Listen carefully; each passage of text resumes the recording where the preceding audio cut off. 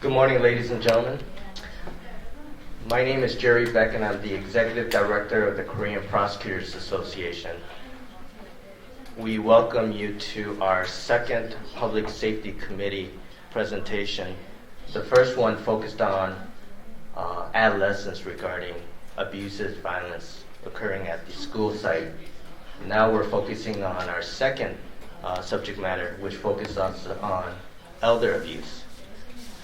When people talk about elder abuse, I think the first thing that comes into mind is a discussion on violence. But elder abuse is much more beyond just violence-related offenses. Our panelists will go over various aspects of what law enforcement, as well as various organizations involving Public Safety Committee, will define what an elder abuse is. The panelists will be announced by our moderator for this morning. Our moderator is Gabriel Kim, a Deputy District Attorney, as well as a board member of the Korean Prosecutors Association. This particular session will be videotaped and will be placed on our website. And our website is www.koreanpa.com, as well as we'll try to put it on our Facebook as well. For those who couldn't attend today, they'll be able to see this particular session on the website. So, Gabriel? Hi, good morning, everyone, and welcome. I'd like to introduce first, we have the interpreters. We have Ms. Jennifer Ahn. She's been working as an interpreter for about 4 years. She's been serving the San Bernardino County, Human Services, various government agencies throughout the state of California, such as the Social Security Administration, Medi-Cal, Medicaid offices, various insurance companies, schools, and hospitals. She graduated from the University of Southern California with a bachelor's degree in East Asian languages and culture. Ms. Jennifer Ahn. We also have Ms. Haekyung Moon. She is a certified Korean interpreter. She's received awards from the National Board of Certification for Medical Interpretation, as well as from the Certification Commission for Healthcare Interpreters in the state of California. She's been active as an interpreter for over 15 years, serving the LA Unified School District, various courts, LA Care. She was trained as a simultaneous conference interpreter at the Graduate School of Simultaneous Interpretation from the Hankuk University of Foreign Studies in Seoul, Korea. She also has a Master of Arts degree in language, and she is a graduate of Seoul National University as her undergraduate degree. We also have 2 police officers from the Olympic Station. First, we have Sergeant Priscilla Bielma. She is a sergeant at the Olympic Station. She's currently assigned to the Senior Lead Office. She was previously a detective for 14 years, and she has 25 years of law enforcement experience in the state of California. Next to her, we have Senior Lead Officer Harry Cho. He's also with the Olympic Division. He's currently assigned to Basic Car A53, which is essentially just an area within the Olympic Division, and he's been a police officer for over 18 years.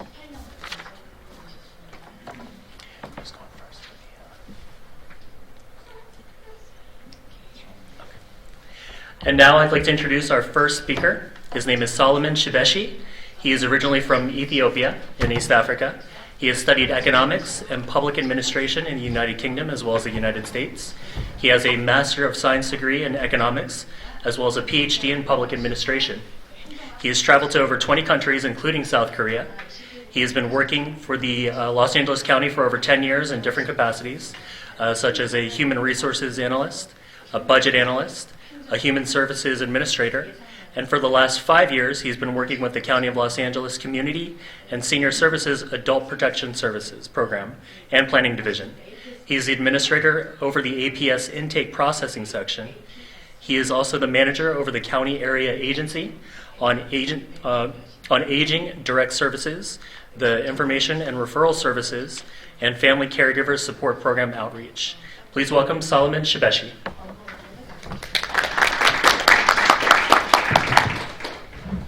Good morning. Can you hear me? Let me first thank the Korean Prosecutors Association, for bringing us together to discuss a subject matter which is very important. It's about elder abuse, and we're going to see in the discussion in the presentations how important it is. It's actually about saving lives. And I just want to commend the Korean Prosecutors Association and whoever has been also involved in putting out this seminar together. Thank you also for inviting us to be part of the presenters. I have slides and I will try to follow these slides. I've been given about 25 minutes, so I will have to go through real quick over some of the slides.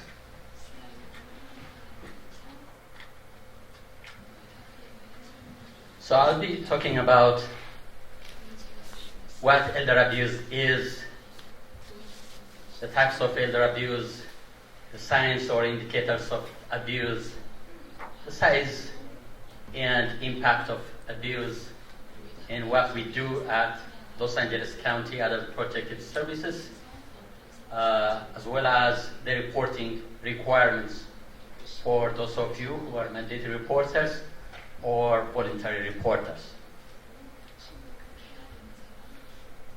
Let me start my presentation with a positive note.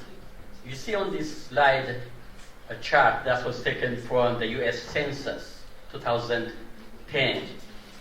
May look like a complicated chart, but simple interpretation of that is people in the US are living longer. And it's projected that by 2050, people with the age of 65 and over will comprise 20%, which is a big thing. That simply shows people are living longer. Life expectancy is increasing. In fact, the fastest growing segment of population is those within the category of 85 and up. Now, when you think of this is something very positive. This is about long life. Reaching long age, old age, should be, in principle, a time to cherish, to treasure grandchildren, and to enjoy all the legacies that people have developed over the years. However, unfortunately, there is also a negative side. As we age, we're vulnerable to abuse. And that's because we depend on others for even daily activities. We become afraid, and we have to seek assistance of others. And unfortunately, there are people outside there who would like to take advantage of such vulnerabilities to their own selfish interest, personal motives, financial motives. So what's elder abuse? This is a definition provided by the Federal Administration on Aging. Elder abuse is defined as intentional or negligent act by a caregiver or somebody who is supposed to provide care for the elders or dependent adults. And elder abuse is crime. We'll be talking about the different types of elder abuse. First one you see there is physical abuse. Physical abuse includes all forms of inflicting injury. Could include beating, hitting, pushing, shaking, slapping vulnerable adults. And it could really inflict injury.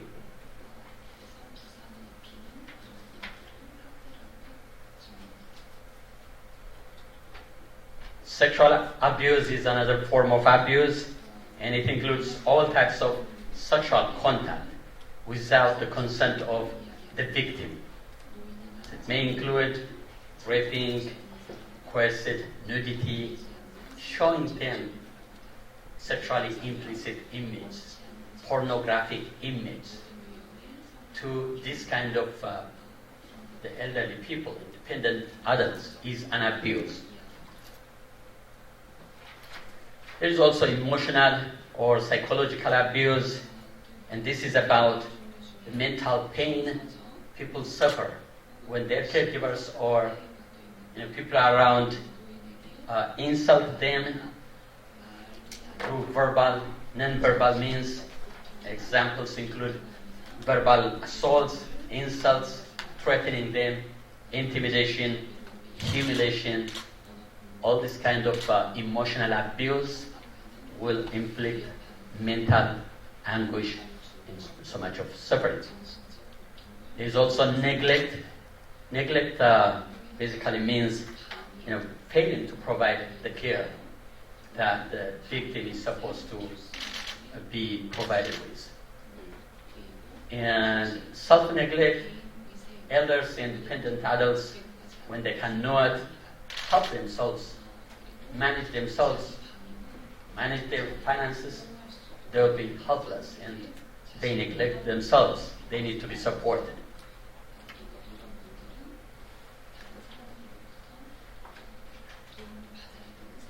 Financial exploitation, very common form of abuse or exploitation, as we will see more. It includes various forms of taking away resources from elders and dependent adults, taking checks, abusing a joint checking account, taking property and other resources from these vulnerables. Sometimes the abusers will take away all the savings of a lifetime from these vulnerable people. Abandonment is totally deserting them, forgetting them, and without nobody to provide care for them. Isolation, this is systematic exclusion of the victim from outside contact. And some abusers do this so that nobody else have access to this kind of people, and they can manipulate, do whatever they want to take advantage of either their resources or abuse them. So they isolate them. Abduction is another form. Sometimes we receive situations, referrals, whereby the abuser would remove the victim from their homes, from the city, state, even the nation. They would take somewhere far away so that they can do whatever they want to do on the victim. And other relatives, close friends will not have access, will not know about what's happening.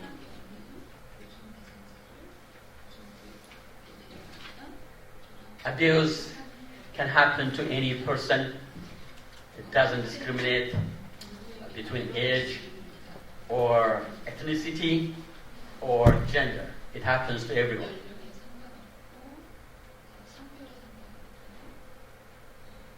Now let's discuss about some of the signs, indicators that you can use to suspect if abuse situation is going on among the elderly people or dependent adults.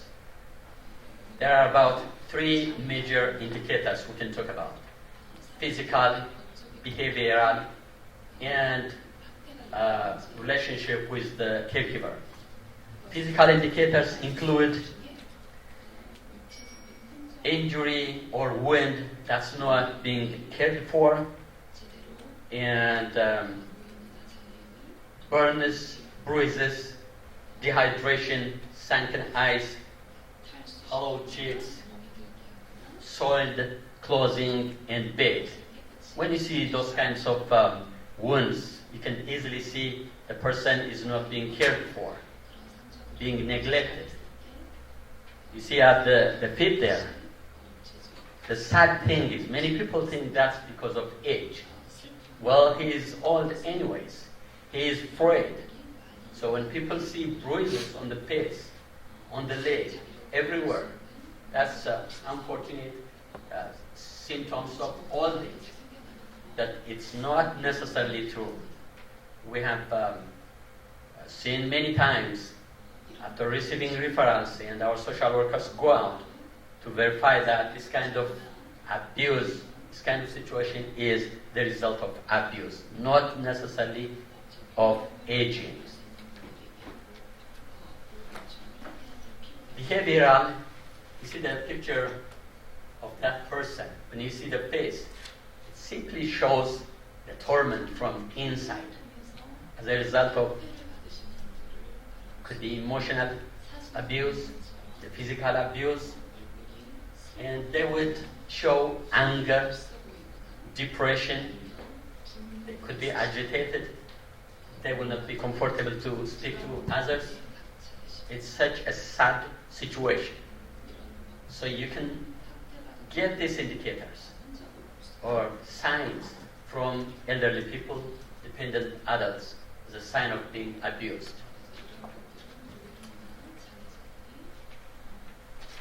Indicators from family caregivers. There are many indicators here as well. They try to prevent the elders from speaking with other people because they don't want things to be exposed now. They don't want the victim to talk to other relatives or neighbors if they have some purpose behind. They will exclude. They will be always angry. They wouldn't mind to provide any support. You may also find out that some caregivers have history of substance abuse. They may have mental illnesses. They may have criminal behavior. When you see a caregiver having this kind of behavior, these are reasons for you to suspect that the care recipient is not being properly cared for. With some of the caregivers, they don't even have any affection with the person to be cared for. They don't mind, they are reluctant. They sometimes talk about this person is just a burden, they would say. Now, there are so many indicators for financial exploitation. As I said, this is probably the most common form of abuse. And you may notice that the elder or dependent adult will give gifts to the care provider. And that becomes more frequent. They will give their personal belongings. There will be numerous unpaid bills. And sometimes they will write a will to the care provider without understanding what it is. And when you know that that elder wouldn't do that kind of decision given the situation he or she is in, you would suspect that may be the result of manipulation by the care provider.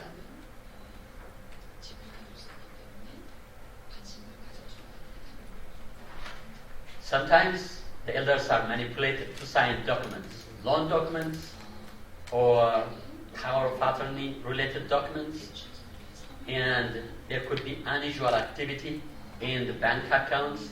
Their saving would be depleted very fast because the caregiver is abusing. You could suspect.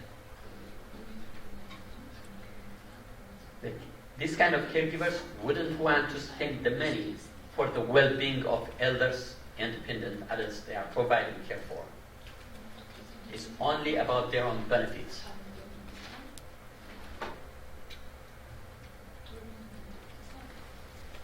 Now you may ask, who are these abusers or perpetrators? Statistics indicate that 70 to 90% of the abusers are family members or close relatives.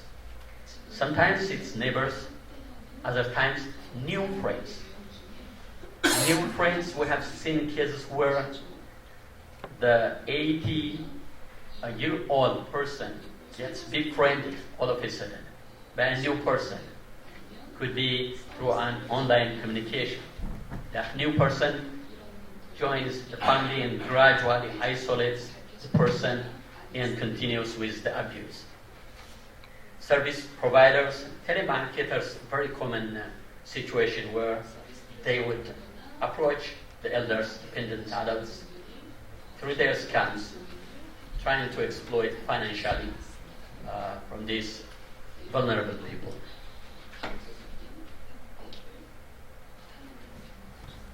The size of elder abuse is beyond what we can estimate because we don't actually have accurate statistics on the size of the problem.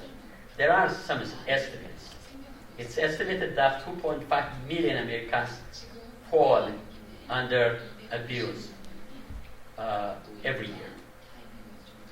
In California, it's estimated that financial exploitation incidents have reached about $600,000 every year.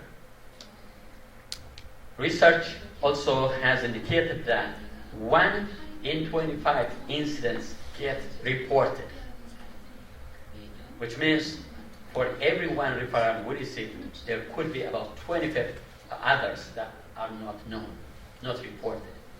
Another study has confirmed it when they reported that there are 24 incidents that are not reported for each incident of abuse that gets reported. So all this shows that, unfortunately, we don't actually know the size of the problem. Based on data at County of Los Angeles Adult Protective Services, we received an average of 190 referrals a day. The chart you see there on the slide is the average daily intake from 2014 up to last September. So in September, we received 194 on the average every day, and it has been increased.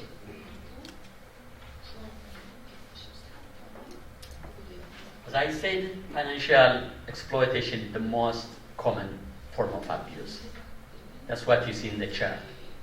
Based on what we received in September, we had about 1,000 of the elder abuse was related with financial exploitation.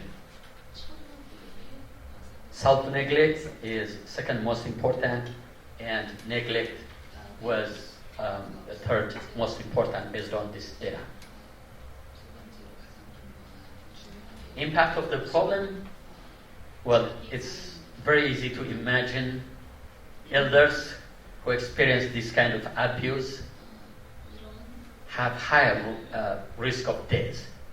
And data indicates that the risk of death for this kind of people is 300% more compared to those who are not victim of abuse. The direct medical expenses as a result of physical injury that the victim will have to suffer through is also enormous. And it's estimated that 5.3 billion of the nation's annual health expenditures is simply the result of abuse. The financial loss of victims, again, financial exploitation is very common, so they lose their assets, their resources, their properties, and it's estimated that 2.9 billion was as a result of abuse or financial exploitation in 2009, and that has been increasing. It also places the victim in even worse vulnerable situation. The victim health, safety, emotional well-being is impacted as a result of abuse. What do we do at the County of Los Angeles Adult Protective Services?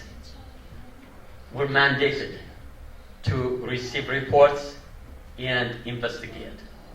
It's a 24/7 program, 24 hours, 7 days a week. We receive referrals, we send out social workers immediately. So our mission is to investigate suspected incidents of abuse in elders that take place outside long-term care facility, state hospitals, state developmental centers. So that's our jurisdiction.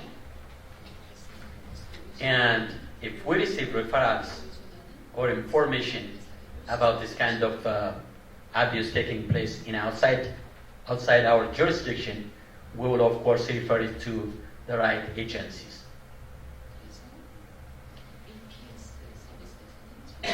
Most of the abuse incidents involve criminal activities, and we cross-report to law enforcement agencies.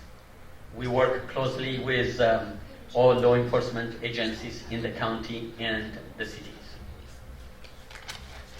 So the services include basically investigating, assessing their needs, and providing remedial situation to prevent, endangerment. If necessary, we provide immediate assistance, including temporary shelters, transportation, and sometimes food vouchers. If the victim doesn't have anything to eat in the house, we would provide them food vouchers.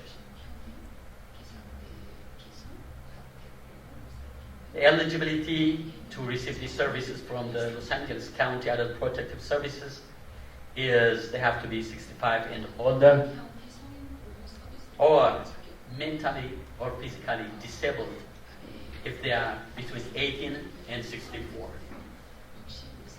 And it's regardless of income, but we have to receive an abuse referral. And it has to be determined that it's indeed an abuse situation.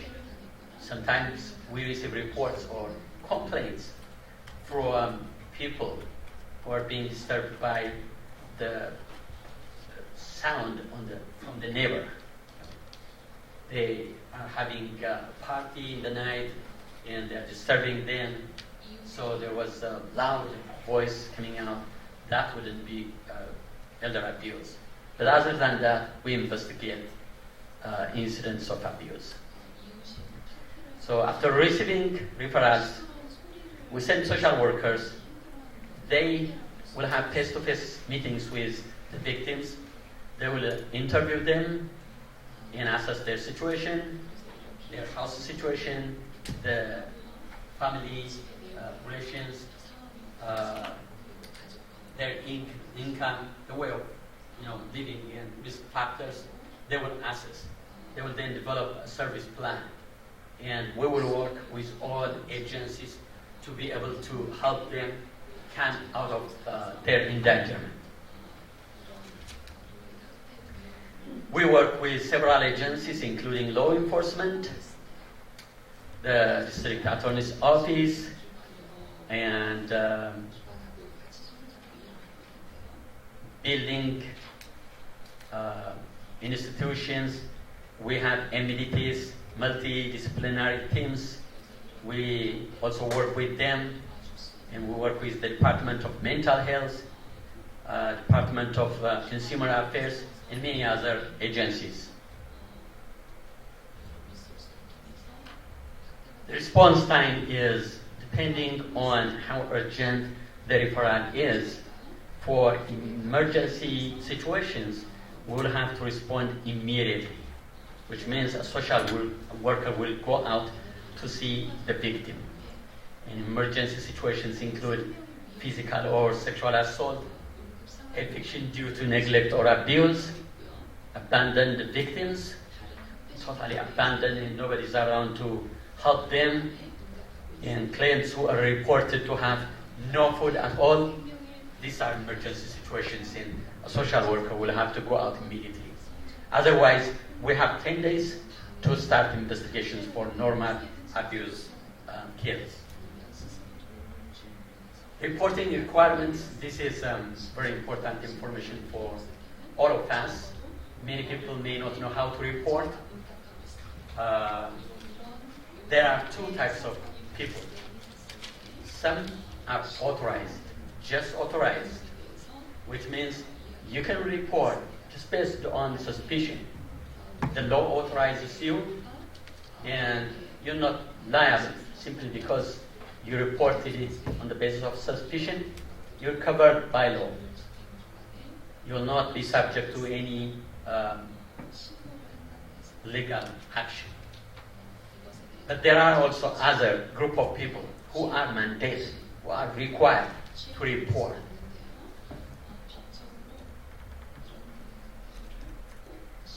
And this includes people who have assumed full or intermittent responsibility to provide care or custody to alleged, elderly people or dependent adults. And here is a partial list. It includes care custodians, health practitioners, clergy members, APS employees like myself, law enforcement personnel, financial institutions employees, emergency response personnel, individuals who have taken caregiving responsibilities. These kind of people are required by law. If they fail to report, there are penalties. Now, APS would like to see this included in the report. The reporter's name, if possible, and for volunteers, they can even report anonymously. But mandatory reporters would want to include their name, age, and location of the elder, if possible. Location and address is very important. Names and addresses of family members, if possible. Observations regarding the suspected abuse. What is it that you're observing? Is it a kind of financial exploitation? Is it self-neglect? Things like that, we'd like to hear from the reporters. The date and place of incident is also very important. Particularly the incident location is very important. Information about suspected perpetrator or the abusers will also help, if possible. Like I said, failure to report by mandated reporters, there is penalty to it, and it's a misdemeanor violation, punishable by imprisonment in county jail for up to 6 months, or a fine of up to $1,000 or more. And if it's a willful act, the penalty could be even more. Now, this is probably very detailed information. Probably you'll get a copy of the reporting requirements. This is about what you do, where to report, and how fast to report. If you're mandated reporters, this is very useful information. For example,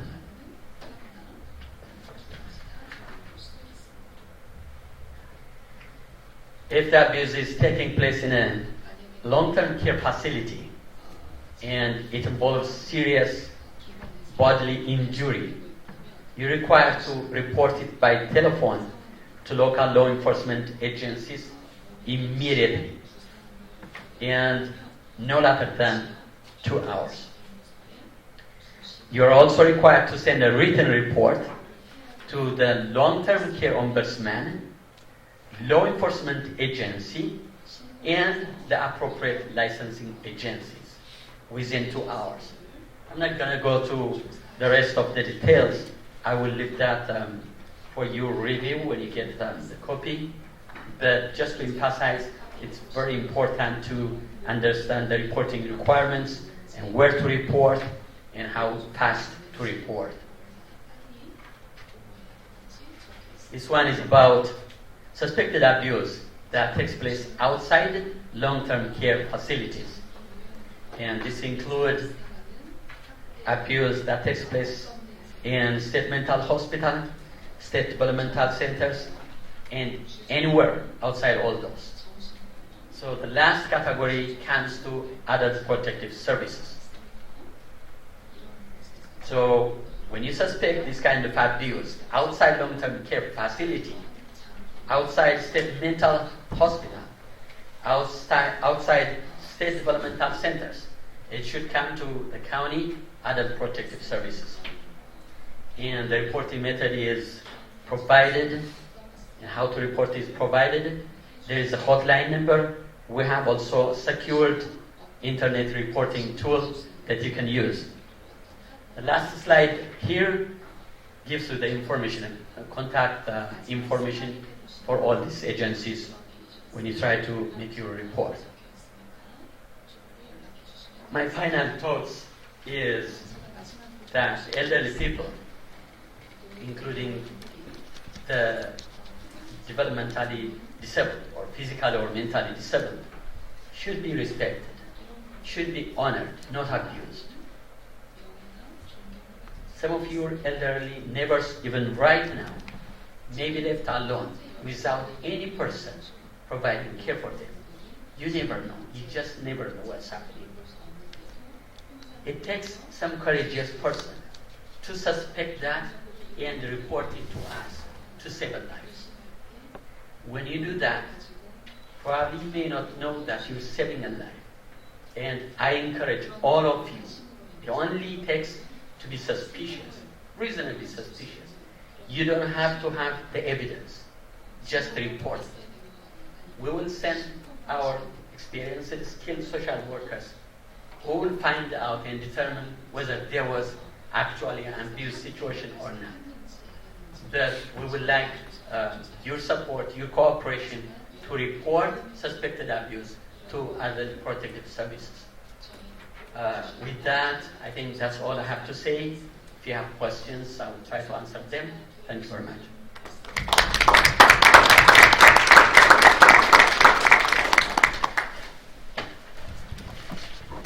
Thank you, Solomon Strubeschi. Next up, we have Ms. Melissa Biederman-Zuby. She's been a prosecutor in both Iowa and in California since 1998. She has prosecuted family violence, sexual assault, and elder abuse cases throughout her career, and she currently serves as a Deputy Attorney General for the Bureau of Medi-Cal Fraud and Elder Abuse Unit, prosecuting elder and dependent adult abuse in long-term care facilities. She is a graduate of the University of Iowa College of Law and has worked for county attorneys in Iowa, as well as for the Iowa Attorney General's Office, the LA City Attorney, as well as the California Department of Justice. Let's welcome Ms. Melissa Biederman-Zuby. Before we begin, I was wondering if I could walk over there. The person, am I able to walk over to do it? Okay, just checking. Just make sure I don't break my neck. Thank you. Probably better off. Should I choose that? That'd be great. Thank you so much. Good morning, everyone. As they mentioned, I prosecute elder abuse and dependent adult abuse in long-term care facilities. We also do a sort of a side work in unlicensed board and care facilities, which brings us in to work with adult protective services. But typically, the people that we would contact would not be adult protective services because it's within a long-term care facility, but it would be the long-term care ombudsman. But the reason I'm here today is to let you know that you in the community are really the most important people for us in preventing abuse in long-term care facilities and in helping us build a case if there is abuse. What the Bureau does is a little different. Many times when I go to court, a local DA or a judge will say, why is the Attorney General in on this case? Why isn't the DA handling this? We have a very strange carve-out in the law. If somebody is receiving Medi-Cal funds, if they get Medicaid, or if they're Medi-Cal and Medicare together, or if the facility receives Medi-Cal funds, we have jurisdiction to come in. We work with local law enforcement. We have our own agents. And we get referrals from the community, from the long-term care facilities, local law enforcement, that kind of thing. We also do some work in the community if someone does, let's say, in-home supportive services, and the person receives Medi-Cal funding. But again, we always have to have some sort of connection to Medi-Cal funding. We investigate and prosecute all types of abuse: financial, sexual, physical, neglect. And we can go after the caregivers. We can go after fellow patients. We can go after the facility itself, and we have gone against corporations before. It also includes things like false charting, which can be very serious if you think about it. I have a case pending now where a facility staff actually left a person unattended for 4 hours, but yet charted that they were checking on him every 15 minutes. And he passed away of a heart attack while they were sitting at the nurse's station. But if you looked at their charts, it would look like they were giving him proper care. We can go after people for doing that. We have the failures to report, as was noted. If somebody is a mandated reporter and fails to call that in to law enforcement, or calls it in, let's say, to the mental health facility, mental health services, instead of going through the people that the slide showed you. That's not proper reporting. Or if they report a month later, or they report only when the family complains. That is something we can go after as well. And then finally, we also do what's called drug diversion. And that's a situation where staff members are using the drugs that are meant for your loved ones in the long-term care facility for their own personal use. Or in one case that was very strange, they were taking them home and throwing them away, allegedly. I don't know why they would take them home, but that's apparently what happened. And we also help with cases involving dependent adults. So it's, yes, this is an elder abuse prevention seminar, but we also take care of people who are classified as dependent, and you got that definition. The abuse that we handle deals with physical abuse, mental abuse, any kind of sexual assault, whether it be the inappropriate touching all the way up to rape. Neglect, we don't do self-neglect the way APS does, but you'll hear about a case that I had of severe neglect within a long-term care facility. Financial fraud, which, as was pointed out, is rampant, unfortunately. False imprisonment, which happens more often than we'd like to admit, especially in long-term care. A staffer decides that they just don't want to deal with this person, or the person's too combative, or they'll claim they're understaffed, and they'll tie the person up and just leave them unattended for the night. And then there's mental suffering, which was referred to with the previous speaker. But that's any kind of inappropriate verbal abuse or rough handling. As I said, we can handle staff on patient assaults. We can handle patient on patient assaults.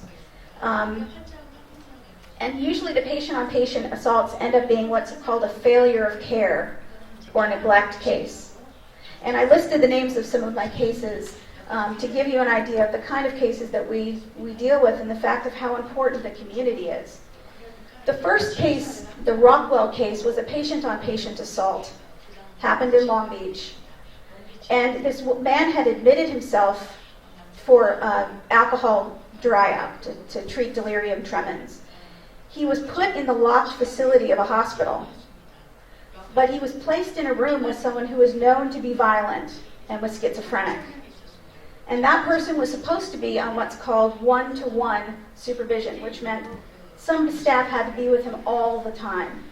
And if they couldn't be, they had to check on him at a minimum of every 15 minutes. Staff apparently dropped the ball because the other resident picked up a trash can while this man was sleeping. He had been sedated because of the tremors he was having from alcohol withdrawal, and beat him severely. He needed 17 stitches in his head. The man broke the trash can over his head, beating him so hard. The staff never reported it, and in fact would not have reported it except that the man was taken to the emergency room, called his wife. She came to the facility to try and see him, and the staff wouldn't let her see him, so she called local law enforcement, who stepped in. And once local law enforcement stepped in and the family stepped in, the facility knew that they had to do something and report. But that should never have happened. The neglect shouldn't have happened. That assault was perfectly preventable. And it wasn't until somebody in the community, some loved one, law enforcement got involved and stepped in that we were able to take care of that situation. The next case was a drug diversion case I had out of Riverside. I should mention that our office is in Sacramento, Los Angeles, and San Diego. There are very few of us who handle just elder abuse. I'm the one right now. We're hopefully getting a second one, but I handle everything from the San Diego County line up to like Fresno. That's my area. This particular case happened in Riverside, and there was a woman who had end-stage cancer, and she was being given an intravenous drip of Dilaudid pain medication. A nurse who had been suspended for taking drug diversion, actually went into her room at night when she was told not to come back to the facility. The family was there, thank goodness, but she drained the pain pump when their back was turned with a syringe. She just sucked it right out of the pain pump and left. And we ended up getting her convicted for doing that, because there's something incredibly callous about taking someone's pain medication away when that's all they have to give them comfort. I have a case pending right now of a case of neglect. It was in a board and care that has since been closed. This particular gentleman was homeless and was taken in by someone, and he didn't have any family. But there was a local healthcare nurse that used to come into the facility, and she said to the person who ran this facility, Ms. Fernandez, he needs Ensure, his weight is too low. And she said chocolate milk is fine. She said he's got ulcers on he's got sores on his body from not being turned frequently enough. You need to use the stuff I'm giving you. She gave him her wound treatment kit, and she said he doesn't need it, he's fine. Every single thing that the nurse suggested that she do for this gentleman came back with, I don't want to do that, it's too expensive. But remember, he's a Medi-Cal patient, so she wouldn't be out of pocket. And yet, for instance, even something simple as a wheelchair, so that he could sit upright and get some of the pressure off of his body, she didn't want to spend the money on it. This case was reported to us by the emergency room, because she finally had to take him in. And he had pneumonia. He was 5'6", but down to 95 pounds. He had sepsis, which is an infection caused by the pressure ulcers that he had that were all the way down to the bone, which meant it had been neglected so long that it had eaten away his skin and his muscle, and you could see the bone underneath. And he ended up dying as a result of that neglect. She never reached out for help. Help was provided. That nurse was supposed to come 3 days a week. She wouldn't let her come more than once. She never took this gentleman to a doctor. And currently she's being prosecuted for manslaughter. The neglect case that I alluded to before happened in San Bernardino County. And that also was law enforcement and local hospitals stepping in. This particular lady was bedridden, and there was an order for her to have certain things that would relieve pressure, because if someone is left too much sitting or lying down without special mattresses or special boots for their feet, they can develop what are called pressure sores, which are incredibly painful, and as I mentioned with the first case, can lead to breakdown of the skin, muscle, down to the bone. When she was finally taken to the hospital because she was unresponsive, the ER unwrapped these dirty bandages and found that her heel was so eaten away by pressure sores that actually part of it fell off. They had to clear the ER because the smell was so bad. And understand, the reason I'm telling you this isn't to shock you, but to tell you that the facility said, we didn't know anything was wrong. Doctors and law enforcement said this is the worst case neglect they'd seen in 26 years. And the thing to take away from that is that she didn't have any loved ones. She didn't have community. She didn't have somebody there to check on her. In that case, we went after the facility because they actually had a number of cases. And we have a monitor in there now to make sure that they're complying with patient care. They have to give us regular reports. The monitor is not hired by the facility. But the whole point is to make sure that our elderly and dependent population remain as safe as possible. I had a trial up in Ventura that ended differently than it should have, not because of the case, but that's a story for another time. In the Santos case, there was a gentleman at a long-term care facility who was wheelchair-bound. He needed assistance to go to the bathroom, to go to bed, to get out of bed, etc. He was placed in a wheelchair while they cleaned his room. And then the person cleaning his room, Mr. Santos, decided, I don't want to have to deal with him. I have too much going on. So he took a bed sheet and he tied the man to the wheelchair. And he left him there for over 4 hours. The man asked staff, who tied me up? And the answer was Donald Trump. Please, can't I go to the bathroom? Please, I just want to go to bed. And nobody would help him. The case went to trial, and what you need to understand is the family had come forward because the next day when he was untied, his family came to see him. And the first thing out of his mouth was, a man with a mustache tied me up. And he has dementia. So, of course, the facility said, you can't believe anything he says. But he also told his physical therapist, and he also told his social worker, and the judge allowed us to get all of those statements in.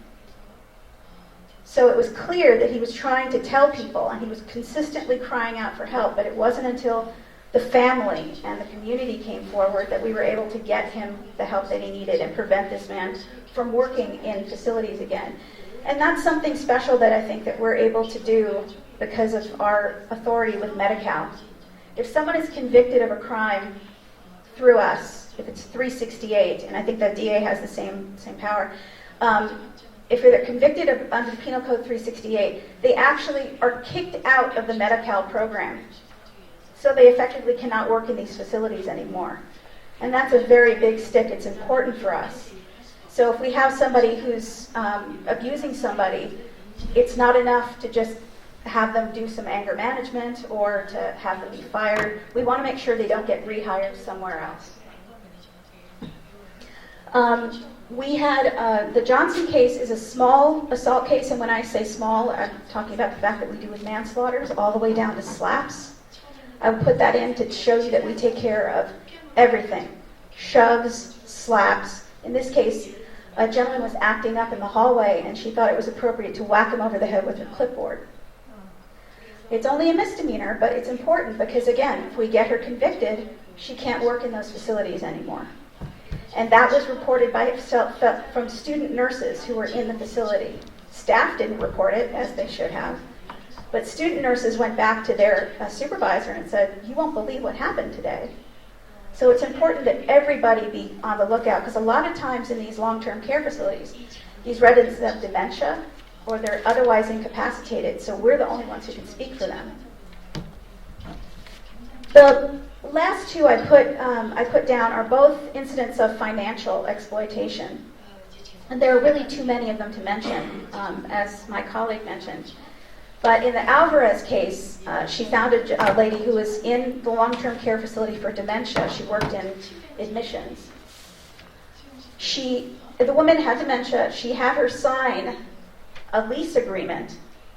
She didn't even know who her grandson was, but she had her sign a lease agreement letting the perpetrator live in her house while she was at the long-term care facility. The rent was supposed to be $500 a month, but of course, who's going to check? They didn't even know the lease had gone through. And it wasn't until the friends who had power of attorney were looking at her financials, and they also went to the house to check on it, and there's someone living there. So she was squatting in this woman's house. And her best defense was, well, everybody does it. But thankfully, she doesn't do it anymore. We got her convicted of felony theft. And then the final one I wanted to mention was one of the first cases I worked out of this office. A woman was not oriented to her place or her name. She didn't recognize her family.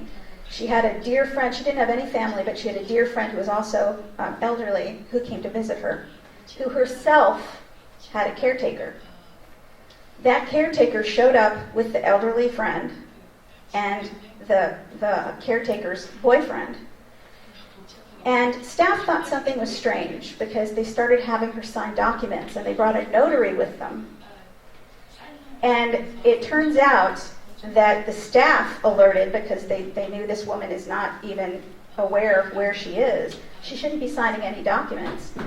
They ended up finding that this woman had given power of attorney to the caretaker's boyfriend. They had given her, she had signed 5 blank checks that were signed by the caretaker, the friend's caretaker, and the friend's caretaker's boyfriend. She had changed her will to leave that to them. Everything to, she didn't have a lot, she was on Medi-Cal, but her house, they moved into her house. And the defense was, well, we were just helping clean it up because we knew that she was out and she was not going to come back for a long time. But understand that this particular case was reported by the senior center.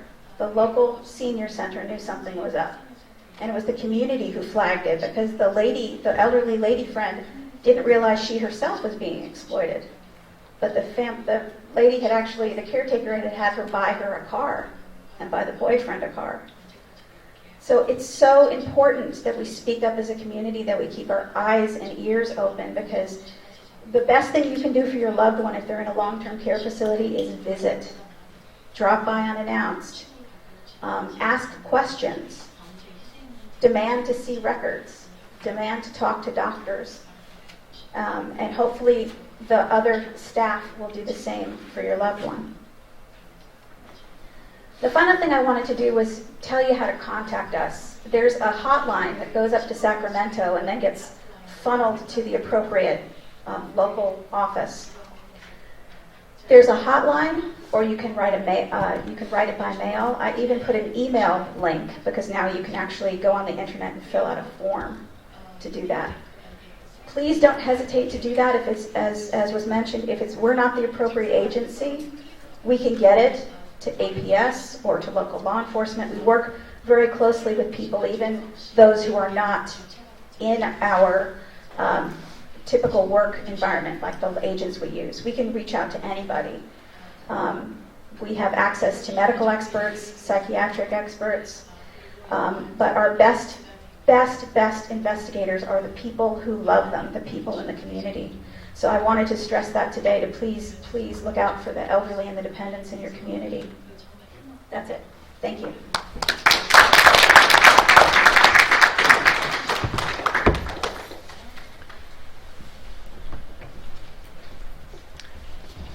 Thank you, Ms. Melissa Zuby. Finally, we're going to hear from Tony Cho. He's been a Deputy District Attorney with the LA County District Attorney's Office since 2005. He is currently assigned to the Elder Abuse Section, where he prosecutes cases in which elders and dependent adults are victims of various crimes, including murder, physical abuse, neglect, and fraud. His duties also include giving presentations to community members about elder abuse prevention, as well as conducting trainings to law enforcement and prosecutorial agencies regarding the investigation and prosecution of elder abuse cases. Prior to joining the District Attorney's Office, he was in-house counsel at TM Claims Services Incorporated, where he managed litigation involving large-scale products liability cases. Tony attended the George Washington University School of Law in D.C. and the University of California, Irvine, earning a Bachelor of Arts in Political Science. Welcome, Tony Cho.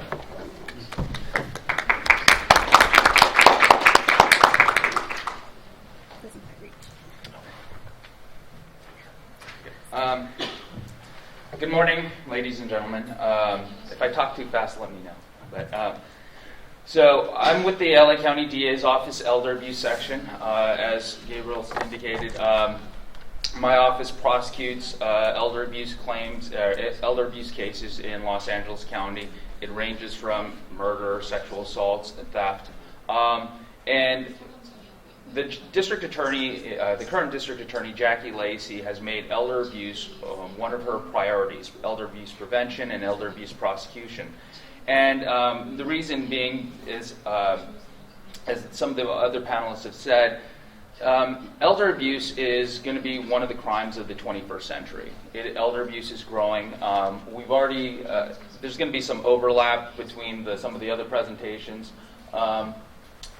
As the others indicated, the elder is anybody who's 65 years or older. Dependent adults are people that are 18 to 64, who have mental or physical limitations that affect their ability to live normal lives. And the law treats dependent adults the same as elders because they have a lot of the same needs, whether it's requiring caregivers, requiring other assistance, and similar limitations. And again, this is some of the information that Solomon went over. Basically, the elder population is growing, and it's because of advances in modern medicine, advances in vitamins and diet, healthier lifestyles, things like that. People are living longer. What was not covered, which is somewhat related to elder abuse, is the first statistic that says that 70% of the nation's wealth is in the hands of the elderly. And that's one of the reasons why the financial crimes it's so prevalent. It's 70% of the nation's wealth is in the hands of the elderly, and there's a lot of different reasons for that. Part of it is because of the change in the economics. 40 years ago, it was possible for young family members, young families, to buy houses, but housing has gone. The prices of housing have gone through the roof. It's very, very expensive. So now young families have a harder time buying houses. So if you look in a lot of the older neighborhoods, all of the houses are owned by people that have been living there for 20 or 30 years, not young families, just because young people can't afford that. And again, that makes elders targets. And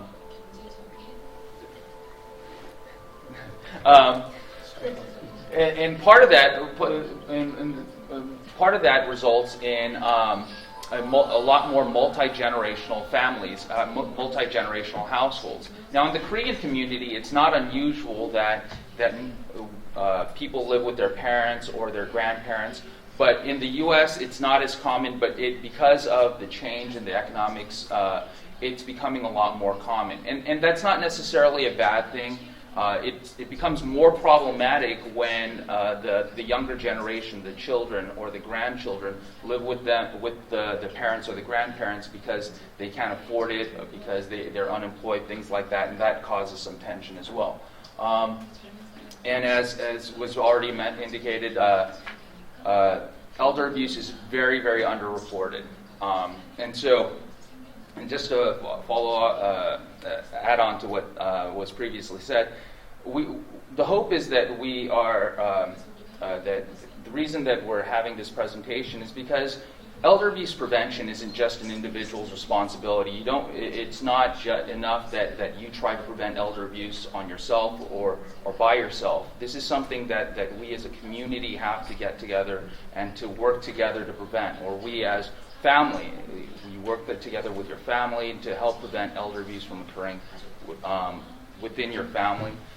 This is something that one of the steps to that in elder abuse prevention is becoming aware of what elder abuse is, what happens, and hopefully that we can get a dialogue going and so people understand what happens, and hopefully we can help prevent elder abuse in the future. Elder abuse, types of elder abuse. Elder abuse basically means anything. We're talking about physical abuse, financial abuse, sexual assaults, neglect causing death, burglaries, murder, and the last one says any violation of the penal code that's any crime where the victim is an elder that can be elder abuse. If a crime is committed that's not listed up here, and the victim is an elder and that person is specifically targeted because they are an elder, then that can be considered elder abuse. That is something that we do prosecute. So we prosecute robberies. One might not necessarily think of robberies as elder abuse, but we do prosecute that. The main ones when people think about elder abuse, the main ones we talk about are physical abuse, financial abuse, and neglect. And we've already heard a lot, and I'm not going to repeat everything that was already said. But those are the main ones. We'll just go over them very quickly. The common abusers, again, we've already heard from. They include caretakers, elder service providers, professionals who deal with elders. That is, we've seen abusers who are lawyers, the financial consultants. They will use their position of trust and take advantage and steal from elders. Family members. Most of the elder abuse that we see actually do come from family members. Neighbors, gardeners, mailmen, new friends, we've already heard about, telemarketers, organized transient crime families. Most people don't know what organized transient crime families are, but organized transient crime families are families that travel around the state and the country, and they do commit these types of crimes. Organized transient crime families.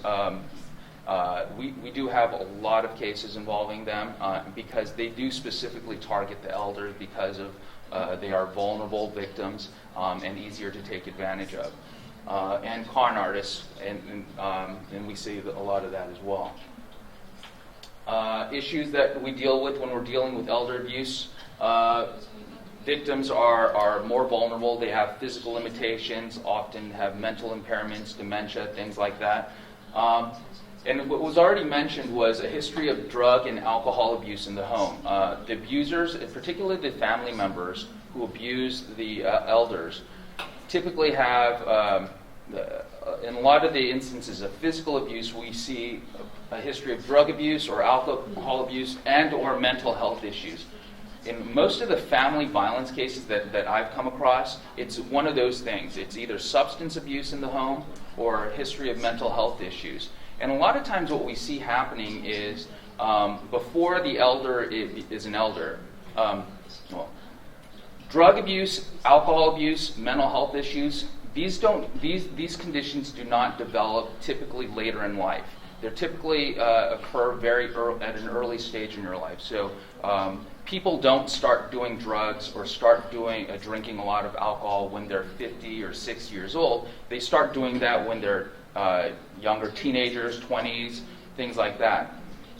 Same thing with mental health issues. Mental health issues don't typically develop when you're in your 50s or your 60s. And when I'm talking about mental health issues, I'm not talking about dementia. I'm talking about schizophrenia, bipolar, these types of conditions.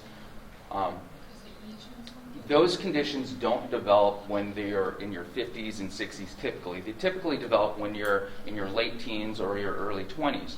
Now, when these things, the substance abuse issues, the mental health issues, when they develop at an early stage, they're not properly, the parents of the children that have these conditions oftentimes don't properly address these issues early on in life. And they manage it somehow, and the parents who are in their 30s or in their 40s or even in their 50s, they're more able to manage the conditions. The substance abuse, maybe they will enable it. They won't do anything harsh to address it because they're trying to maintain a relationship with the child. And so they don't really fix the problem. And then 20 years later, now that the parent is an elder, now they're in their 70s, now that they're in their 80s, the problem hasn't gone away. It's just gotten worse. And now at 70 and 80 years old, the parent's no longer capable of defending themselves or managing it when the abuser, who has these substance abuse issues, mental health issues, they're now in their 40s and stronger than the parent and have more control over the parent than in prior, when they were younger. We also see dependence on the abuser by the elder. This is a situation where, again, with family or a caregiver where the abuser is dependent financially on the elder. So they'll move in because the abuser is unemployed, and so relies on the elder to provide housing or money, food, things like that. And then what we also see is a codependent relationship. We see the elders who are dependent on the abuser. And this becomes problematic. They become dependent on the abuser because the abusers will oftentimes isolate the elder from the community, from their friends, from other family members, so that the abuse is hidden. Now, because of that, the elder will become dependent on the abuser. Emotionally, this is my only friend, this is the only person that takes care of me, this is the only person that visits me. And in situations where elders have physical or mental limitations, then we see that they are dependent on the abuser for food, for the grocery shopping, things like that, or help bathing or going to the bathroom. And one of the other things we want to point out is the recent meaningful loss. Elders are most vulnerable when when they lose somebody significant to them. So we'll have an elder who's been married for 50 years. Their spouse dies. That elder becomes extremely vulnerable. And the people that commit these crimes know this and will seek them out. And it's real easy to find information on the newspaper and obituaries, things like that. They'll see that somebody suffered a recent loss, whether it's a spouse or a child. And at that time, the elder is extremely vulnerable, more so than normal, and they will prey on them. And you'll also see that elders are sometimes confused, they're hesitant to speak. It is a hidden problem. This is, like I said, it's an underreported problem, but it's also hidden because a lot of the abuse occurs within the home, in the privacy of their own home. Like I said, the abusers will also often isolate them, but also, again, because of the codependence, because the elders are dependent on the elder or on the abuser, they are often reluctant to report the abuse because they're deeply afraid that they've been living in this home, in their home, for the last 50 years or 40 years or however long it is. They're afraid that if they report the abuse, that the abuser will be taken away from them and arrested, which we will do. But they're afraid that if they're dependent on this person as their caregiver, as their only connection to the outside world, if they're dependent on them for their mobility, things like that, and you take their abuser away from them, then APS is going to come in and they're going to remove them from the home because the elder can't live there by themselves. And so they're afraid that the elders are afraid that they're going to be taken out of this home that they've been living in for the last 50 years or however long it's been and be placed in a home. And they're terrified of that, and oftentimes the abusers will accept a certain amount of abuse so that they don't get taken out from the home. And also the victims are oftentimes, they don't report the abuse because they're ashamed or they blame themselves. Now this is, this I think might particularly affect the Korean community because we are culturally very proud. We don't want people to know about bad things that happen in our homes or in our families, and they don't report this as well because of that. Now, we've already talked about physical abuse. Physical abuse simply means assaults. It's physically attacking somebody. And a lot of times, like I said, in physical abuse, it's mostly in the home. Well, there's two types of physical abuse. One would be outside the home. One would be inside the home. Outside the home, we see random acts of violence. We see homeless people attacking people on the street, things like that. That is not as common when we're talking about elder abuse. What is far more common is physical abuse within the home. Now, when we see the physical abuse within the home, the vast majority of the time is the perpetrators are the family members, the children, the grandchildren, things like that. And most often, usually when we have those cases, it's almost always, like I said, involving substance abuse issues, alcohol abuse issues, or mental illness. So we do see that a lot. And so again, in order to prevent this, these issues, the underlying issues, the underlying problems need to be addressed while the elder is before they become an elder, or while they're young enough or strong enough to address these issues. We've also talked about neglect. Self-neglect is not a crime, so we don't prosecute that, but neglect by others.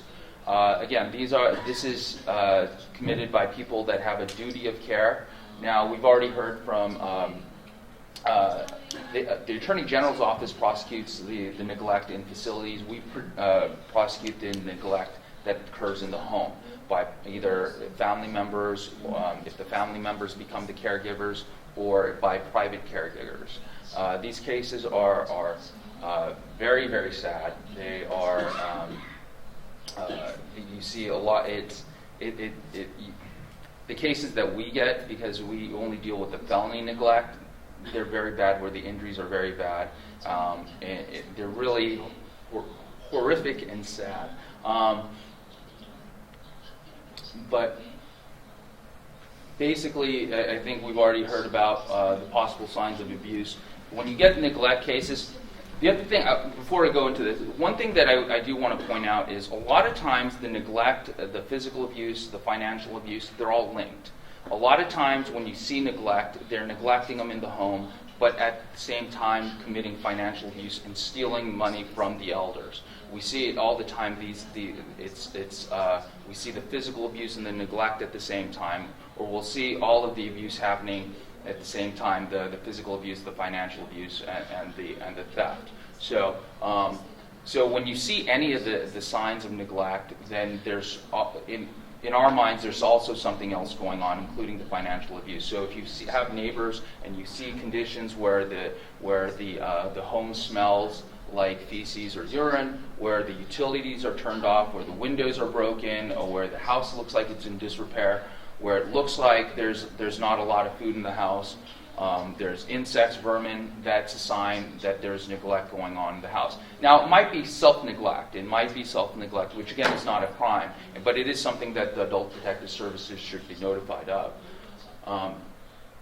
Now, other conditions of the elder.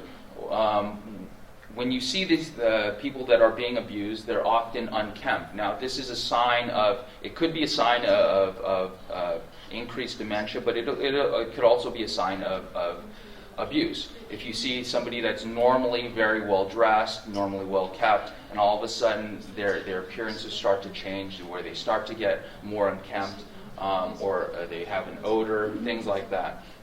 If they're lying in their own urine or feces, if they're wearing inappropriate clothing for the weather, if it's a hot day outside and they're wearing an overcoat, or if it's very cold and they're not appropriately dressed, that could be signs of abuse. Visible scratches, injuries, if they're confused, if they're passive, if they're overly dependent on a suspected abuser, that could be a sign of abuse. If they're constantly hungry, or if they're without their necessary devices. If they need glasses but they don't have their glasses, if they need a walker to walk but they don't have their a walker or a wheelchair, then that could be a sign of abuse as well. Now, financial abuse, we've already talked a lot about. It is the biggest or most common form of elder abuse, as we've already heard. Now, financial abuse, there's two types. There is the financial abuse that occurs in the home by family members, by caregivers, and then there's the abuse, the financial abuse committed by strangers, and those are what we call scams.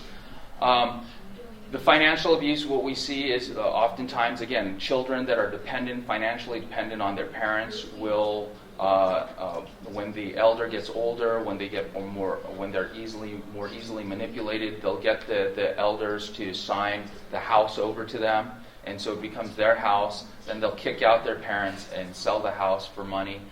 We see cases like that. We see that happen by caretakers. Caretakers become very close to the elders. We'll see them become more close to the caretakers who become more close to the elder than their own family, and then the caretakers will isolate them from the family, and then we'll see how caretakers will get themselves placed in the will and on the property, and that's very, very common. It's very difficult to deal with as well. We also see again, we see where they get the power of attorneys. We've already heard about that. A lot of people think that this is a civil matter. It's not. This is elder abuse. This is financial abuse.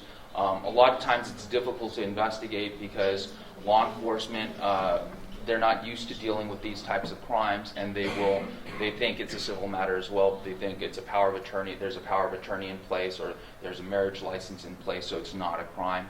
But these are crimes as well. We also other related charges: identity theft, forgery, burglary, and like I said, oftentimes it's all linked to the physical abuse and neglect as well. Now, I want to spend some time going over the scams because we do see a lot of these scams. It's very, very common, and it's just unbelievable how many of these types of cases we get in our office. Distraction burglaries are very, very, very common. And then what a distraction burglary is the perpetrators will go to the home, knock on your door, and they will pretend to be a utility worker, or they'll pretend to be a tree trimmer or gardener from one of the neighbors' house, or they'll pretend to be somebody. We see this with pregnant women as well, or a stranded motorist that their car broke down. And basically, the goal, what this person does, is try to isolate the resident of the house in one part of the house, or more commonly in the backyard. So they'll come in and pretend to be a utility worker and say, we're doing some work in your neighbor's yard. We need to go into your backyard to make sure that everything that we do doesn't damage your property. And then they'll take you into the backyard. Now, the resident will think, well, it's fine. I'm just taking their backyard. I'm not letting in my house. So it should be safe. And they'll just take them into the backyard, and the person, the perpetrator, will talk to the resident for 10 minutes in the backyard. Now, what the resident doesn't know is the other perpetrators are moving into the house and they're burglarizing it. This is very, very common. We get, I don't know how many of these cases we get, but we handle them all the time.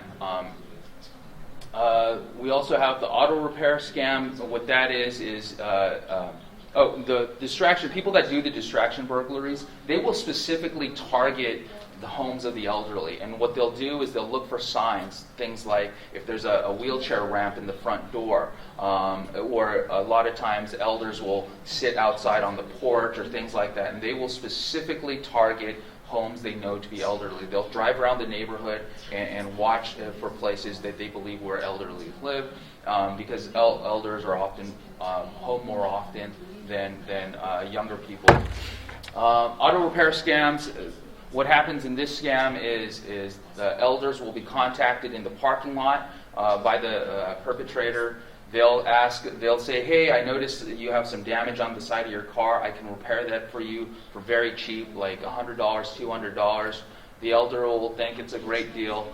And what the person's really doing, they're not really fixing your car. What they're really doing is discussing, getting into a dialogue with the elder to really gauge how vulnerable they are, whether or not how sharp they are mentally, and how easily they can be persuaded into things. The people that do these scams are very, very smart, and they know what they're doing. And once they get their hooks in somebody, they'll say, well, okay, then there's more damage on the other side. I can replace it for $2,000, and the price will go up and up and up. Last year, I had a case where within a month they went back to the same victim 4 times in a month, and ultimately got about $25,000 from the elder.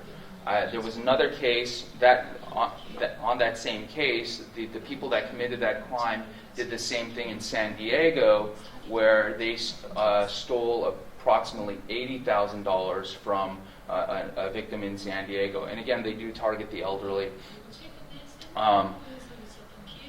Next is a car accident scam. In this scam, the way this works is they will see an elderly leaving a parking lot, they'll fake an accident, and make the elder stop, and they'll have, using a marker or something like that, they'll have drawn damage on both their car and the elder's car, and they'll say, hey, you hit my car, you have to pay me for the damages.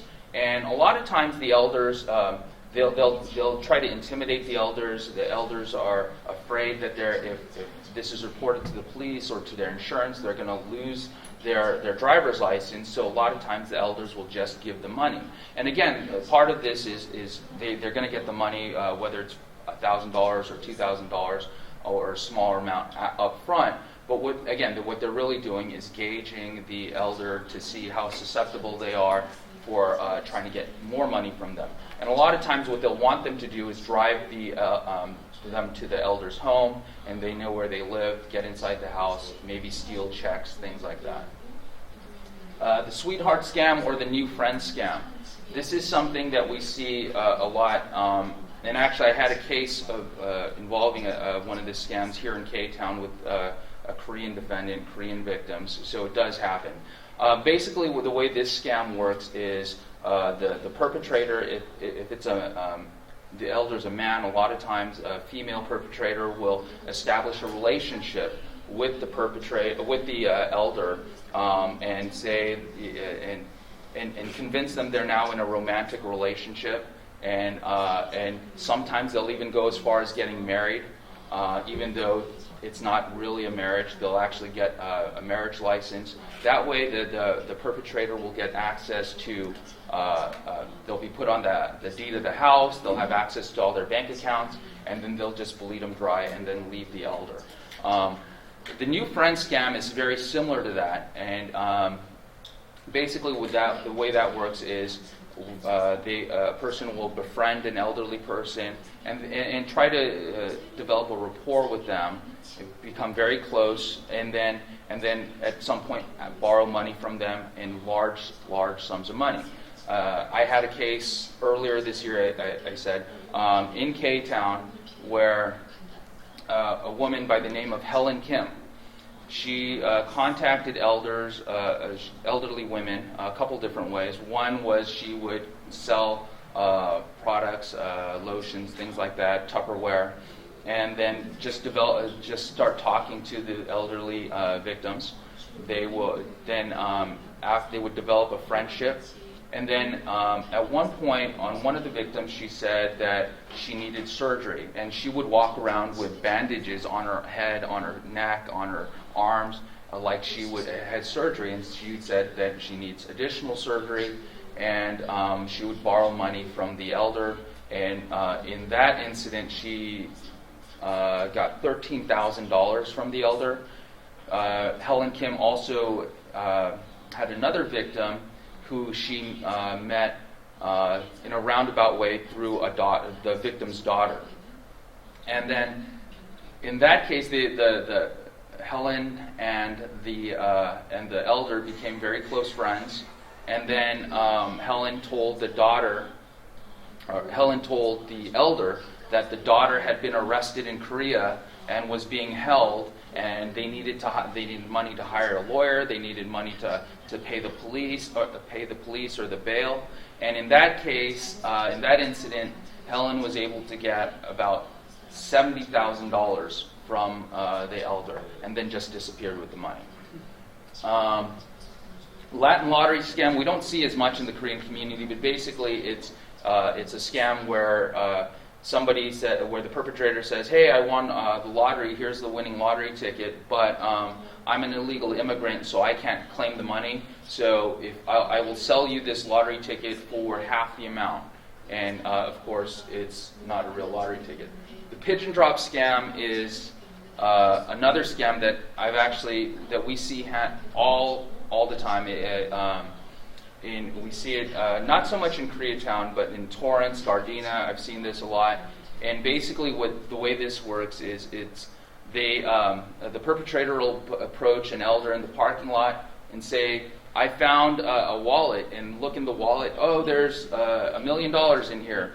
And they offer to split the money with the elder. And they'll use a complicated story about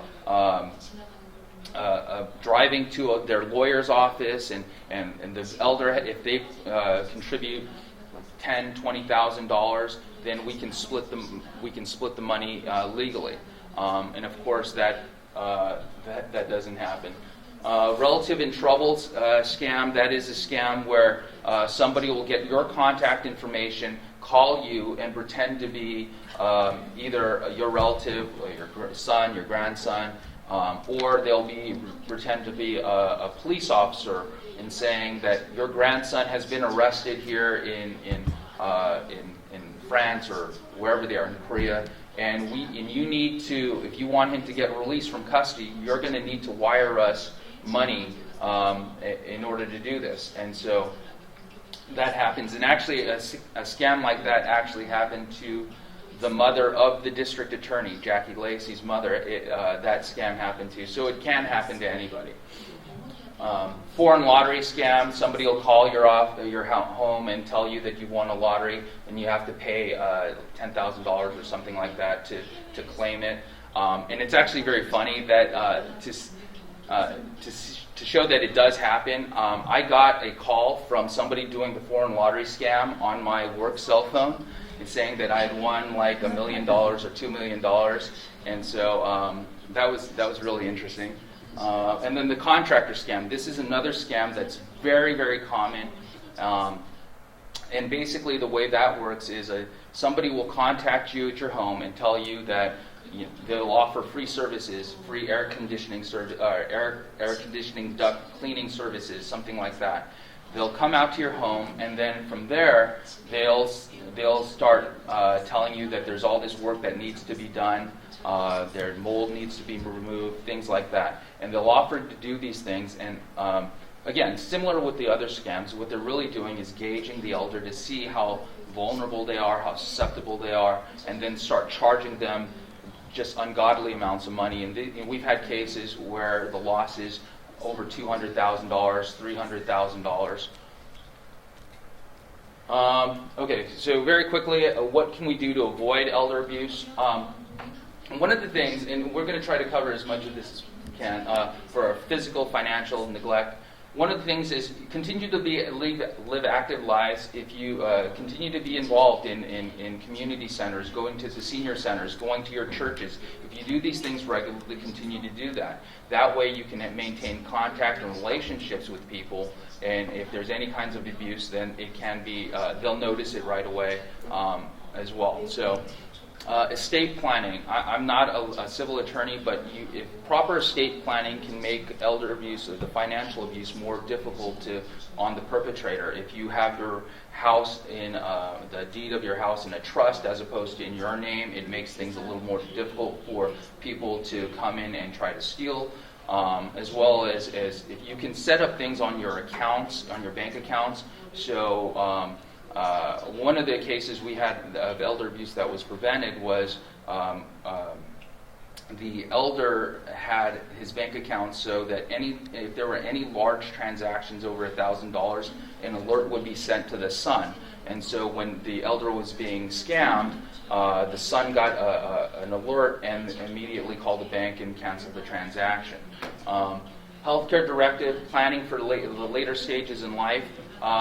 Healthcare directives these are things that none of us want to talk about because it's like writing a will. Nobody wants to think about themselves when they're going to die, and just like nobody wants to think about what their life is going to be like when they are physically or mentally impaired. So, but you do need to plan for this. I had a story about that, but I'm running out of time. Don't leave large amounts of money at home. For some elders, more so than people of my generation, we leave all our money in banks and financial institutions. Elders, more often, will leave large amounts of money at home. And maybe it's because it relates to the distrust of financial institutions or maybe it was because a long time ago, 20, 30 years ago, there weren't as many ATMs around. But elders tend to leave a large amount of money at home. Becomes problematic with the Helen Kim case. She was able to get a lot of money because the elder had $70,000 in her house. The other problem is if your house is ever burglarized, that money's gone. Your insurance company's not going to pay you back for that. If your money's in a bank and you've been scammed and the money is taken from the banks, that money's insured, and the bank, there's a depending on how it's taken, there's a chance that you'll get reimbursed that money back. Don't talk to strangers. This is something that we tell our children, but this is something that elders need to be aware of as well. The scams, all of the scams that we're talking about, it's because they're talking to strangers. Don't let people into your home or your backyard.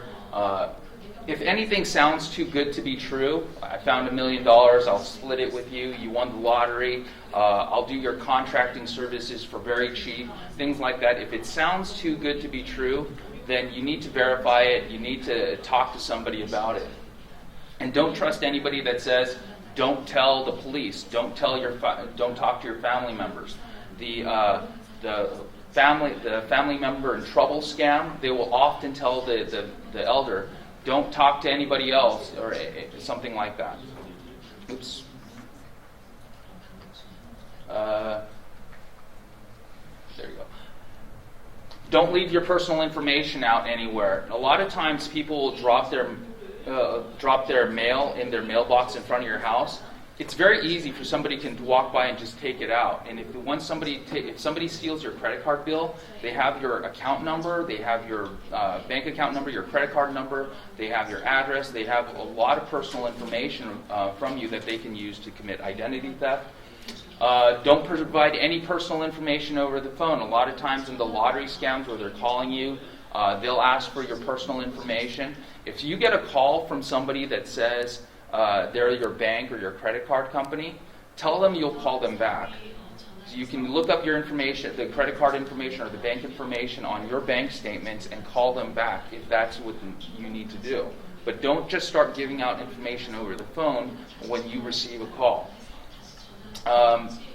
Take your time to make large financial decisions. If you're going to leave your house to your children or something like that before your death, if you're going to get a reverse mortgage, if you're going to get any other types of things, think about it. Don't just make these decisions, especially don't make these decisions after a traumatic event. And if you're going to do repair contracting services, get multiple bids. Don't just accept the one from the person that's at your door. If you're going to spend a lot of money, talk to a couple different people. And again, address children's mental health issues, substance abuse issues while you're young enough or when you're strong enough and able to do so. Okay, who do you call? If elder abuse is a crime, if you see anything like this, call your local law enforcement agency. If you're not sure if it's a crime, if you think there might be abuse, you're not sure, you can still call law enforcement or you can call APS. I put a note there, don't call the district attorney's office because we're not the ones that go out and do the investigation. If you call our office, all I'm going to tell you is call Adult Protective Services or call law enforcement. Now, the Adult Protective Services, there's a whole range of services out there that you've already been shown, but you're not expected to know all of that. If you call Adult Protective Services, they'll direct you to the right place to call. And legal options, conservatorships, things like that. Okay. And I think that's about it.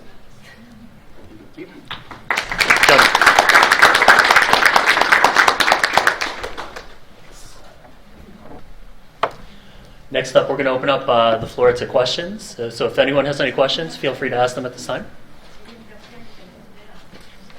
Yes. So when we find, when we're suspicious of an incident of elder abuse, when should we be calling our law enforcement officer versus APS? Like what situation would warrant which resource? When the crime's in progress or it just occurred, it's always best to call us.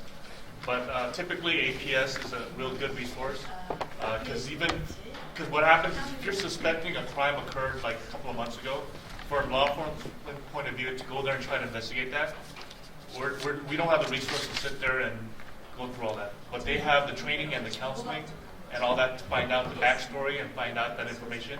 Whatever they gather, they'll actually forward it to us, and then we'll start our own investigation with the information that they obtain. So if it occurred right away, it's easy for us to see what happened. Yes. So we'll be able to take it. And particularly if it's still occurring, particularly elder abuse that's physical, we will go out there with cameras, take pictures. If it's a large body portion, we have specialists, doctors who, we will take them to doctors who will take physical exams, make a physical report, and then we could forward that on to our detectives and our APS. If I may add, if you are particularly mandatory reporter, then there are requirements that you wouldn't want to miss because of the legal obligations. If you are a voluntary reporter, then you wouldn't make any mistake by reporting to law enforcement agency. And I have detailed information for mandatory reporters. If you get a copy of this, you know where to report, how fast to report, and what method of reporting to use, particularly for mandatory reporters. This information is useful, so make sure you get a copy of. I brought some brochures with us from the Los Angeles Police Department. It has a little badge. They're on the back. On the brochure, it has all a variety of phone numbers for the Los Angeles Police Department where you can call in addition to 911, and it has the state and the federal phone numbers on there as well. So this is a good brochure to keep with you. That way it gives you a range of different variety of agencies you can contact if you suspect it or if you actually know of abuse occurring, whether it's financial, emotional, or physical abuse.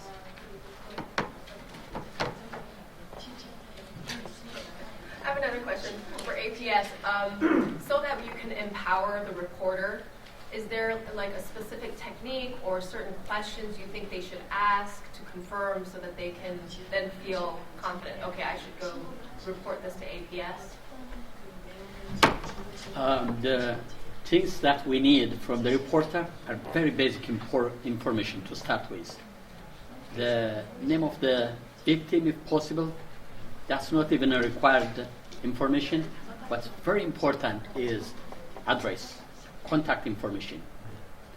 Incident and residence information would be very much needed. But again, we have information out. We have brochures over there. Don't forget to pick some giveaways, shopping bag, pen. Our contact information is there. So give us a call with any question you have. We'll be there to provide you information. Thank you. On our brochure, we also have a phone number on here. If you're hearing impaired, a TTY phone number. So we have an 800 number, we have a TTY, we have an email, we have a variety of phone numbers make it available for everybody to make contact. Yes. Does APS provide translation services for non-English speakers? Translation? Many of us read. For us, language shouldn't be a barrier. If necessary, we would use the language line solutions, the online interpretation system.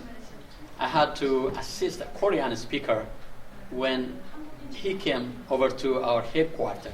There was none Korean speaker at that time in our headquarters, and I didn't have staff who would speak Korean.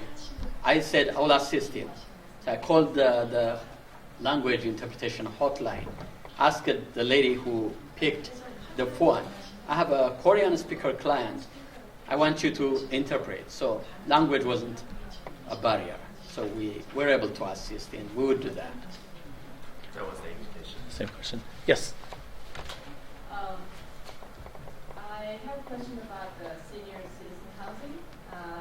If the seniors has a consistent problem with the manager being ignored their complaints or the impaired persons ignore their complaints about it, then be under any kind of reporting place that we could actually report, because the management themselves not paying attention to them, and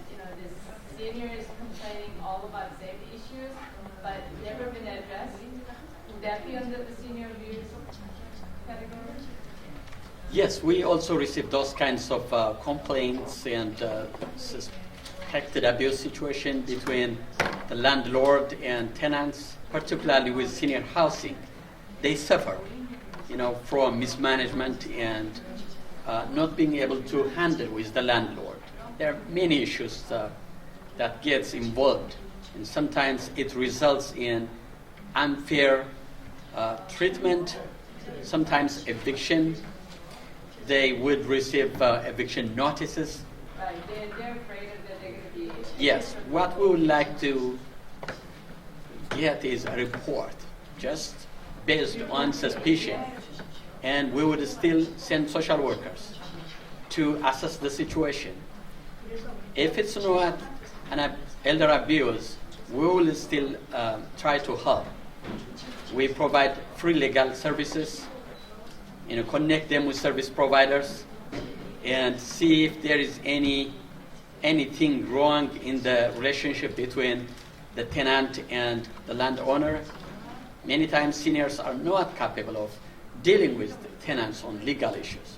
So we would provide them free legal services. We have contracted service providers. Or if we have to connect them with other support services, we would do that. So please report it to us. Any other questions? One other reiterating about the language bank. The police department, we use the language bank also.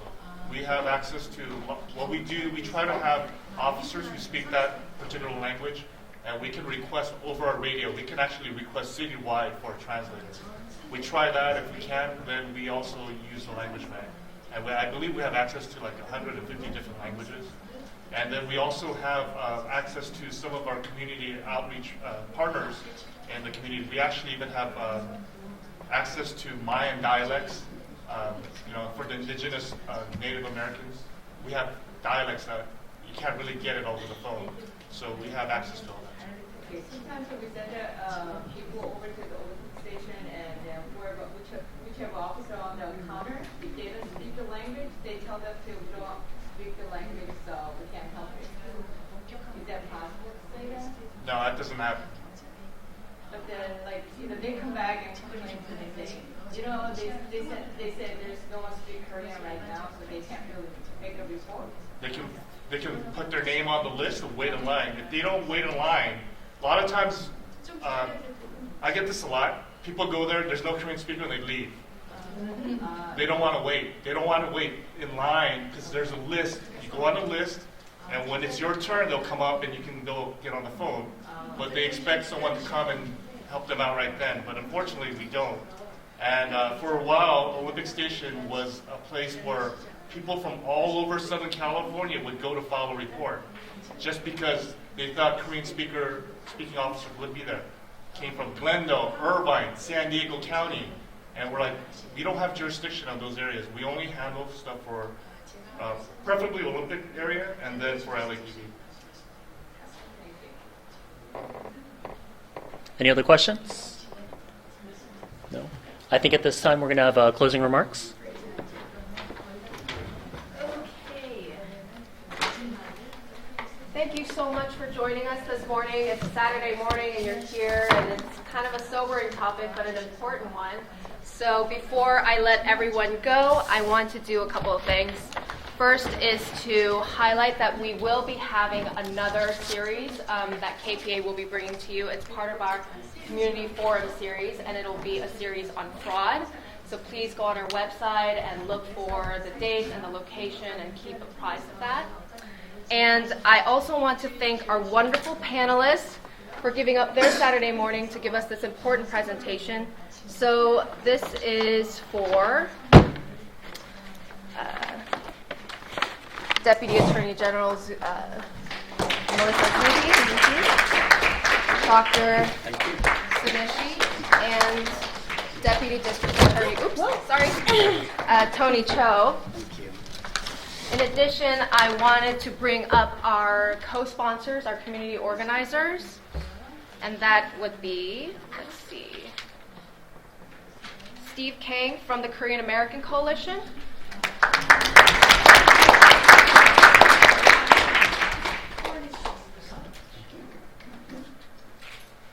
can I also have Alim Kim from the Korean American Family Services?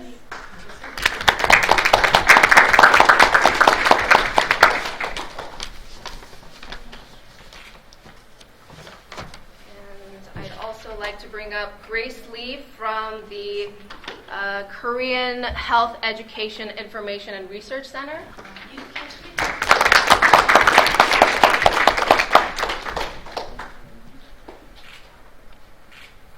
Finally, we want to give special thanks to the Office of Council President Herb Wesson Jr., as well as the Special Guest Senior Lead Officer Harris Cho, and Sergeant Priscilla Bielma.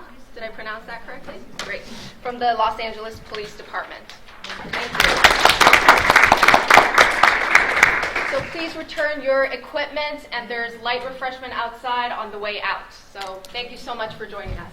And don't forget your brochures at the end of the Yes, please visit the tables and take brochures. It's nice meeting you all.